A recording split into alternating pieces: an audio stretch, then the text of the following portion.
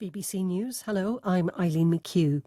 Two ministers in Peru's week-old government have resigned, citing deadly protests that have followed the ousting and arrest of President Pedro Castillo.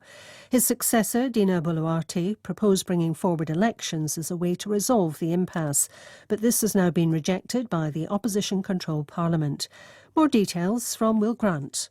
The Education Minister, Patricia Correa, and the Culture Minister, Jair Pérez, handed in their resignations citing the violence, saying the deaths could not be justified and calling the state's response disproportionate. Mr Castillo's supporters are furious at his forced departure from office, which they blame on a conspiracy between opposition political elites, the army and the police. The state of emergency remains in place. Pedro Castillo remains behind bars and his supporters continue to protest in the streets, claiming that he is the legitimate president. A report on capital punishment in the United States says that of 20 executions scheduled to take place this year, 7 were botched. David Bamford reports. In its annual report, the Death Penalty Information Center said one attempted lethal injection in Alabama led to a 3-hour struggle to insert an intravenous line before it could be completed. Another 2 executions, also in Alabama, had to be called off after the executioners failed to establish an IV line. Other scheduled executions were called off in Tennessee, Idaho and South Carolina when officials discovered protocol mistakes. 13 of the 50 US states allow the death penalty, with half of them taking place in Oklahoma and Texas. The US Attorney General Merrick Garland has instructed prosecutors to end sentencing disparities on cocaine users, which rights advocates say has led to the disproportionate incarceration of African Americans. Mr Garland said the different treatment afforded to those convicted of crimes involving crack and those of powder cocaine was not supported by science. His directive aims to reverse a law adopted in the 90s when crack cocaine was more common in poorer communities. A new study in the United States has found a growing reluctance among adults to get their children vaccinated against common illnesses following coronavirus. The pandemic was marked by increased anti-vaccination sentiment, often fueled by misinformation.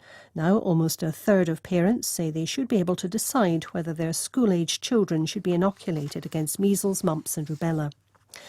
2 police officers from the United Nations mission in Mali have been killed while on patrol in the city of Timbuktu. 4 others were injured in the attack, one of them seriously.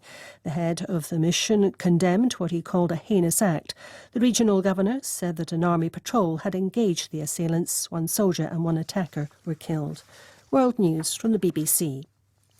The head of Fiji's military has said his forces will not intervene in a dispute about the conduct of this Wednesday's election in the country. The row centres on a smartphone app which, during early counting, showed the opposition in the lead, but after a technical glitch started to favour the Prime Minister, Frank Bainimarama. Environmentalists in Ecuador say they've discovered a new nursery where the critically endangered scalloped hammerhead shark raises its young. It's off Isabella Island in the Galapagos Islands National Park and offers refuge for the sharks during mating and the early stages of a pup's development. A US military office set up by the Pentagon earlier this year has so far found no evidence to suggest that aliens have visited Earth from outer space. Officials of the All-Domain Anomaly Resolution Office told journalists they had received several hundred new reports of unidentified flying objects since July, as Ian McWilliam reports. The All-Domain Anomaly Resolution Office was established in July to monitor sightings of unexplained phenomena in the air, often by military pilots, and also in the water and in space. Such unexplained sightings around military installations might indicate a security threat. The head of the office, Dr. Sean Kirkpatrick, would not say how many of the roughly 400 cases under investigation had been identified, but they had not yet seen anything to suggest an alien visitation or crash landing. A US government report last year on more than 140 such incidents over 15 years identified only 1, a large deflating balloon. For the others, there is too little data to reach a conclusion. A website offering digital trading cards showing Donald Trump in guises such as a superhero, astronaut and racing driver says the items have already sold out. Mr Trump promoted the cards on Thursday, saying they would make great Christmas gifts. The launch drew criticism and mockery, including from Republicans. BBC News.